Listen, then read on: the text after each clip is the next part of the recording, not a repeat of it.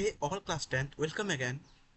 In this video, this is second part of our first chapter of class 10th in science. Okay, so हमने पहले cover कर लिया था कि chemical reaction क्या है और किस तरीके से केमिकल रिएक्शन को लिखा जाता है या केमिकल इक्वेशन को लिखा जाता है। फिर बैलेंस अनबैलेंस्ड इक्वेशन क्या है। फिर to make equation more informative मतलब ये गैस लिक्विड सॉलिड एक्वस ये सब कब कब कहाँ कहाँ लिखते हैं। और तो इस वीडियो में हम सीखेंगे types of chemical reaction. 1 minute. Okay,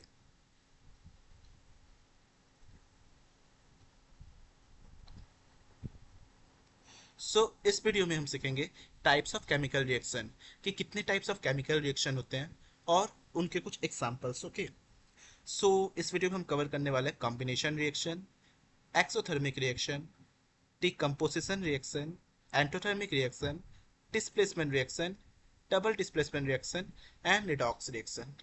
So let's begin with our first combination reaction. So actually में combination reaction क्या होता है? अब ये जो नाम हम पढ़ रहे हैं combination reaction, इसमें से हमको देख के क्या समझ में आ रहा है कि कुछ चीज कंबाइन हो रहा है आपस में। ओके, कुछ चीज कंबाइन हो रहा है। तो मैं अगर बात करूँ कि ये कुछ ए है और ये बी को मैंने कुछ मिला, ये दोनों को कंबाइन आपस में कर दिया, तो ये हमको क्या दे रहा है? कुछ सी दे रहा है। ओके, अगर मैं ये ए और बी को मिला दिया कंबाइन कर दिया तो ये हमको सी दे रहा है। हाँ, तो बिल्कुल इसी तरीके से कॉम्बिनेशन रिएक्शन वर्क करता है।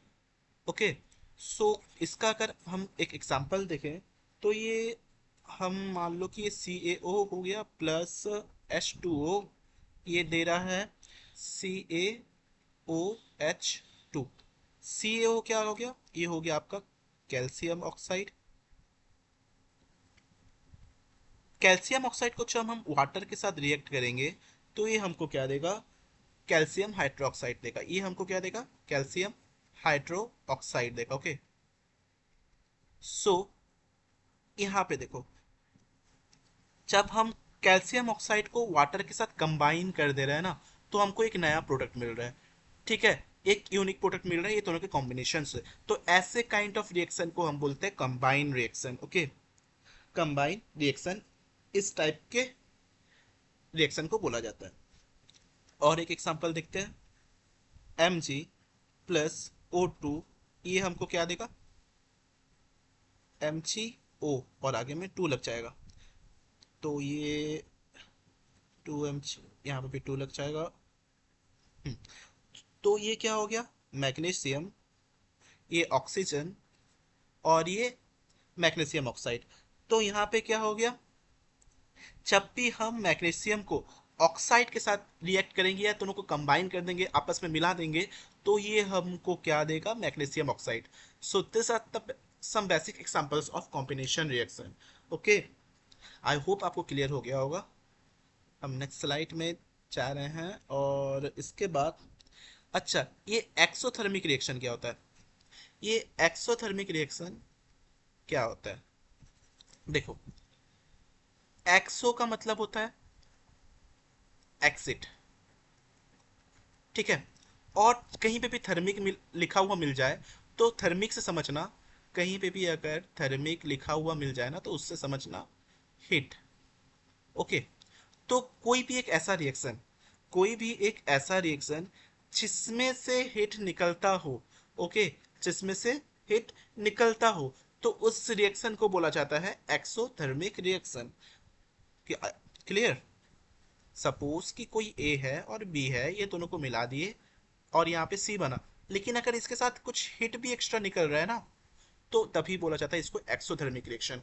एक्सो मतलब एक्सिट, थर्मिक मतलब हीट, थर्म थर्मिक मतलब हीट। तो एक्सोथर्मिक रिएक्शन क्या हो गया? वो रिएक्शन जिससे हीट रिलीज होता है। आई होप आपको क्लियर हो गया होगा। सो नेक्स्ट स्लाइड की तरफ। अच्छा, इस स्लाइड में क्या है? Decomposition reaction. ओके, सो डीकम्पोजिशन रिएक्शन क्या होता है? देखो, यहाँ पे लिखा है ये डी कंपोज, मतलब कुछ कुछ चीज मतलब कोई सा चीज है तो उस चीज को हम तोड़ दे रहे हैं। ओके, अच्छा, कंपोज का मतलब क्या होता है? कंपोज का मतलब क्या होता है? बहुत सारे चीजों को हम एक बनाते रहे, कंपोज कर रहे हैं। म्यूजिक कंपोज सुने हो ना, म्यूजिक में क्या क्या होता है? एक तो सिंगर जो गाना गाता है, वॉइस होता है उसका, ठीक है, उसके साथ लिरिक्स होता है, ठीक है, उसके साथ म्यूजिक होता है, ठीक है। अब ये सबको मिला के एक सॉन्ग बनता है। तो हम इसको क्या बोलते हैं? कंपोज, म्यूजिक कंपोजर बोलते हैं ना, कंपोज जो करता है। तो ये सबको मिला के एक सॉन्ग बनता है, मतलब ये सब मिला के सॉन्ग एक कंपोज हुआ। तो उसी तरीके से डिकम्पोज कैसा होगा? अब देखो, इसी का उल्टा प्रोसेस, ये सॉन्ग कंपोज हो गया, इसको डिकम्पोज कर देंगे, मतलब इसको तोड़ देंगे। तो इससे क्या, ये सब मिलेगा हमको, ठीक है। मतलब एक चीज को तोड़ के काफी सारे प्रोडक्ट्स में, मतलब एक चीज को काफी सारे प्रोडक्ट्स में तोड़ना, ओके। ये होता है आपका डिकम्पोज रिएक्शन, डिकम्पोजिशन रिएक्शन, ठीक है। फॉर एग्जाम्पल, CaCO3, ये एक ये एक कंपाउंड हो गया। इसको हम तोड़े तो हमको मिलेगा CaO+CO2, ठीक है। CaCO3, एक हम इसको तोड़ेंगे तो क्या मिलेगा? CaO+CO2, ठीक है। CaCO3 क्या होता है? Calcium carbonate, okay. CaO क्या हो गया? Calcium oxide, calcium oxide, okay. और CO2 क्या हो गया? कार्बन डाइऑक्साइड, ये तो पता ही होगा, ठीक है। सो ये आपका डिकम्पोजिशन का रिएक्शन हो गया। आई होप आपको क्लियर हो गया होगा कि डिकम्पोजिशन रिएक्शन क्या होता है, ओके। अब एंडोथर्मिक रिएक्शन क्या होता है? अभी हमने प्रीवियस स्लाइड में पढ़ा कि थर्मिक का मतलब तो हीट होता है, थर्मिक का मतलब हीट होता है। और एंडो का मतलब क्या होता है? एंडो, एक्सो का मतलब क्या था? एक्सिट था, बाहर निकलना। एंडो का मतलब होता है एंटर होना, मतलब अंदर आना। मतलब किसी चीज में अगर हम हीट प्रोवाइड करते हैं या हीट देते हैं किसी रिएक्शन में, तो उस केस में ऐसे रिएक्शन को बोला जाता है एंडोथर्मिक रिएक्शन, ओके। जैसे कि अगर एग्जांपल देखें, सो HECl, इसको अगर मैं हीट देता हूँ, हीट मतलब नॉर्मल हीट जैसे कि सनलाइट का हो गया, ठीक है, तो ये टूटेगा He+Cl2, ओके। तो यहाँ पे 2He, ये हो गया 2, ठीक है, ये बैलेंस भी हो गया। सो इस चीज का टूटना, ये दोनों में, by in presence of heat, is called endothermic reaction. I hope clear हो गया होगा। नेक्स्ट स्लाइड में जाते हैं, displacement reaction. So what is displacement reaction?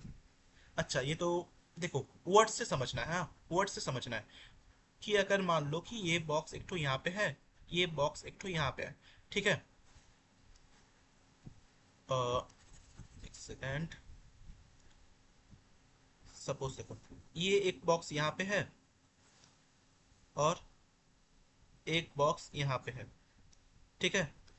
अब मैंने क्या किया, इस बॉक्स को थोड़ा धक्का मारा इस साइड, ठीक है। तो ये बॉक्स अब यहाँ पे नहीं आ जाएगा क्या? और ये बॉक्स इसके जगह से हिल जाएगा क्या? यहाँ पे आ जाएगा। तो मैं बोलूं, जहां पे ये बॉक्स था, ये बॉक्स था, उसके जगह में ये बॉक्स आ गया। तो इसके जगह को ये हटा, मतलब हटा दिया, मतलब बोलूं तो ये रेड बॉक्स क्या किया, ये ग्रीन बॉक्स को डिस्प्लेस कर दिया अपनी जगह से, ठीक है। बिल्कुल इसी तरीके से डिस्प्लेसमेंट रिएक्शन भी होता है।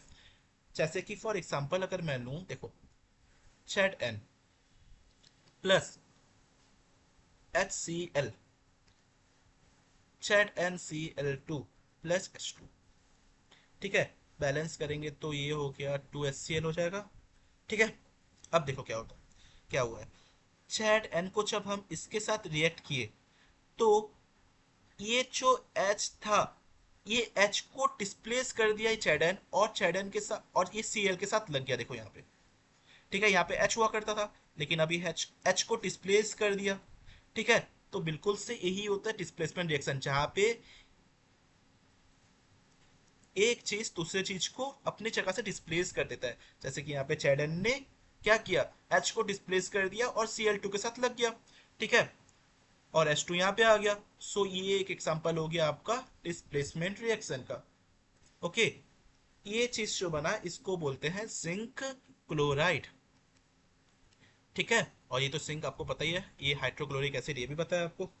ठीक है, वो और एक एग्जांपल देखे तो Zn प्लस ये CuSO4, ये क्या देगा हमको?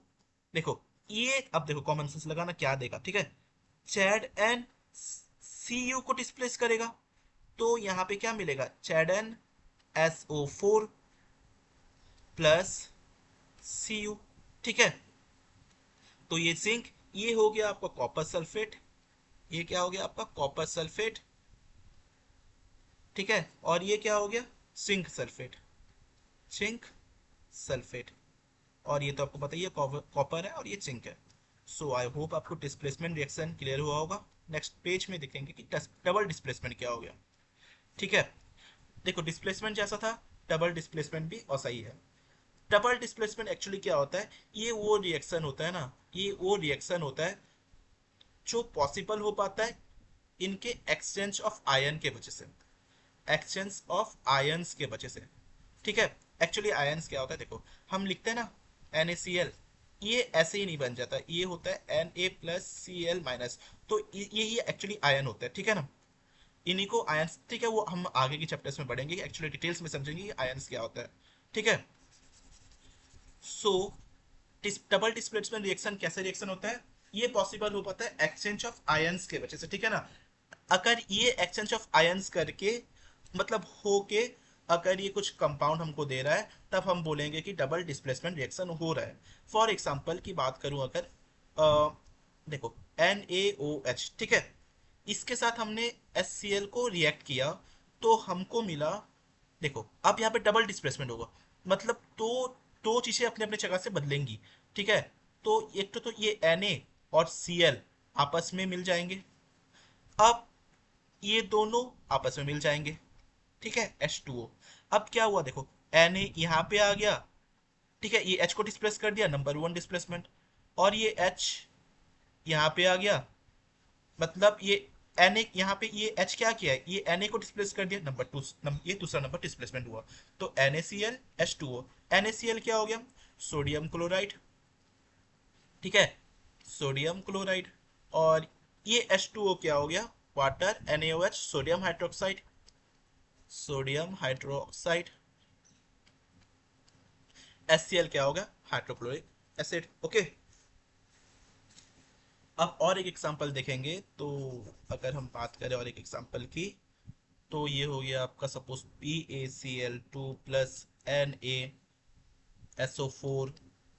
ये हमको क्या देगा? देखो, PaSO4 आयन के एक्सचेंज से ये बन रहा है। ठीक है, और NaCl, ठीक है, तो ये हमको ये देगा। ठीक है, ये नंबर 1 डिस्प्लेसमेंट, ये number 2 displacement. Okay, I hope आपको क्लियर हो गया होगा। अब हम आगे की तरफ, ये वेरी इंपॉर्टेंट है, ये हर बार आता ही आता है। ठीक है, रिडॉक्स रिएक्शन। एक्चुअली ये ऑक्सीडेशन और रिडक्शन, ये दो टाइप ऑफ रिएक्शन है, ये दोनों को मिला के बोला जाता है रिडॉक्स रिएक्शन। एक्चुअली में ऑक्सीडेशन रिएक्शन होता क्या है? देखो, ऑक्सीडेशन रिएक्शन हम इसको बोल सकते हैं एडिशन ऑफ ऑक्सीजन और रिमूवल ऑफ हाइड्रोजन। ठीक है, अगर ये दोनों में से कोई भी एक चीज हो रहा है या दोनों ही हो रहा है, तो हम उस रिएक्शन को बोलेंगे ऑक्सीडेशन रिएक्शन। ठीक है, अब रिडक्शन रिएक्शन क्या है? रिडक्शन रिएक्शन क्या है? देखो, रिडक्शन रिएक्शन में होगा removal of, addition of hydrogen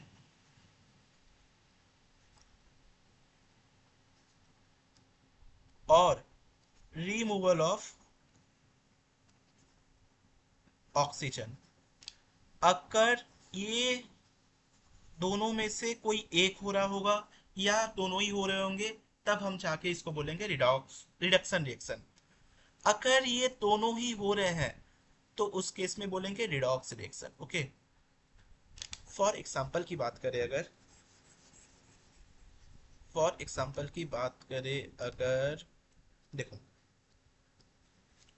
CuO plus H2, ये क्या देगा, Cu प्लस H2O। अब देखो Cu के साथ O था, यहाँ पे नहीं है, मतलब मैं कहीं ना कहीं बोलूँ यहाँ पे क्या हो गया, रिमूवल ऑफ ऑक्सीजन।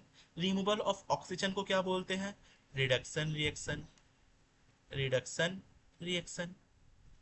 ठीक है, अब देखो यहाँ पे H2 था, H2O हो गया, मतलब मैं यहाँ पे अगर बोलूँ कि एडिशन ऑफ ऑक्सीजन हो रहा है यहाँ पे, तो यहाँ पे क्या हो जाएगा, ऑक्सीडेशन रिएक्शन। ठीक है, ऑक्सीडेशन रिएक्शन। तो जब ये दोनों ही हो गया, दोनों ही एक ही रिएक्शन में दिख रहा है, ऑक्सीडेशन रिएक्शन भी और रिडक्शन रिएक्शन भी, तो दोनों को बोलते हैं redox reaction. Okay, I hope आपको क्लियर हो गया होगा। आई होप कि ये चीज आपको क्लियर हो गया होगा कि क्या होता है एक्चुअली में रिडॉक्स रिएक्शन। ठीक है, अच्छा, वन मोर थिंग कि, एक सेकेंड, जस्ट अ मिनट, हाँ, तो क्या हो गया, रिडॉक्स रिएक्शन। ठीक है, ये दोनों को क्या बोलते हैं, रिडॉक्स रिएक्शन। अब हम नेक्स्ट टॉपिक, कॉरेशन क्या होता है, देखो कॉरेशन मतलब किसी चीज का जंग लग जाना। ठीक है, जंग होता है ना कि लोहा का, अगर हम लोहा का कुछ भी मतलब रॉड वगैरह को बाहर रख दिए तो उसके ऊपर रस्ट लग जाता है, एक्चुअली ये रस्ट ही होता है, ठीक है ना, रस्टिंग ऑफ आयरन। ठीक है, तो कोई भी अगर मेटल का चीज, कोई भी अगर हम मेटल का चीज, अगर हम उसको बहुत टाइम के लिए या कुछ दिन के लिए बाहर रख देंगे ना, मतलब खुले आसमान के नीचे रख देंगे ना, तो उस मेटल पे काफी सारे चीज अटैक कर देते हैं, लाइक मतलब जो मॉइस्चर होगा, ठीक है, माइक्रो ऑर्गेनिजम्स होंगे, ठीक है, मॉइस्चर, माइक्रो ऑर्गेनिजम्स, ठीक है, बहुत सारे एसिड्स, जैसे कि बारिश वारिश हो गया, ठीक है ना, तो वो सब चीज़ों से क्या होता है, मेटल में रस्ट लग जाता है, और इसी को बोलते हैं हम कॉरिजन। ठीक है, तो कॉरिजन को मतलब, कॉरिजन ना हो इसका मतलब पॉसिबिलिटी क्या है, कॉरिजन को मतलब रोकने का ये चांसेस, मतलब क्या हम प्रिवेंशन ले सकते हैं कि उस मेटल पे कोटिंग करते रहें। ठीक है, कोटिंग, सिल्वर कोटिंग होता है, ठीक है, बहुत सारे टाइप ऑफ कोटिंग होता है, तो इस मतलब ये प्रोसेस से भी हम कॉरिजन को रोक सकते हैं। ओके, आई होप आपको क्लियर हो गया होगा। अब नेक्स्ट टॉपिक, रैंसिडिटी। तो रैंसिडिटी क्या होता है, अगर हम कभी खाने को, फूड को काफी लंबे समय तक बाहर में रखते, ओपन रखते, तो वो खाना खराब हो जाता है कि नहीं। तो ये जो खाना खराब हो जाता है, एक्चुअली में इसमें क्या होता है, मतलब इसका स्मेल और इसका टेस्ट चेंज हो जाता है ना। ये किस लिए होता है, क्योंकि ये जो फूड था ये ऑक्सीडाइज्ड हो जाता है। ठीक है, काफी सारे माइक्रो ऑर्गेनिज्म इस पे अटैक भी कर देते हैं और ये ऑक्सीडाइज्ड हो जाता है, जिसके वजह से ये फूड का जो टेस्ट था, ये स्मेल था, वो आपस मतलब वो चेंज हो जाता है, जिसको हम बोलते हैं खाना खराब हो गया। ठीक है, सो रैंसिडिटी और कुछ भी नहीं है, मतलब फूड का ऑक्सीडाइज्ड होना बोल सकते हैं, ठीक है ना। और ये फूड का ऑक्सीडाइज्ड होने की वजह से क्या होता है, फूड का जो नॉर्मल टेस्ट और नॉर्मल स्मेल था वो चेंज हो जाता है। ठीक है, ये हो गया आपका रेंसिडिटी। सो आई होप आपको क्लियर हो गया होगा। सो इतना ही था इस चैप्टर में। Thank you so much. अगर आपको वीडियो पसंद आया तो लाइक शेयर एंड सब्सक्राइब कर देंगे। Thank you so much.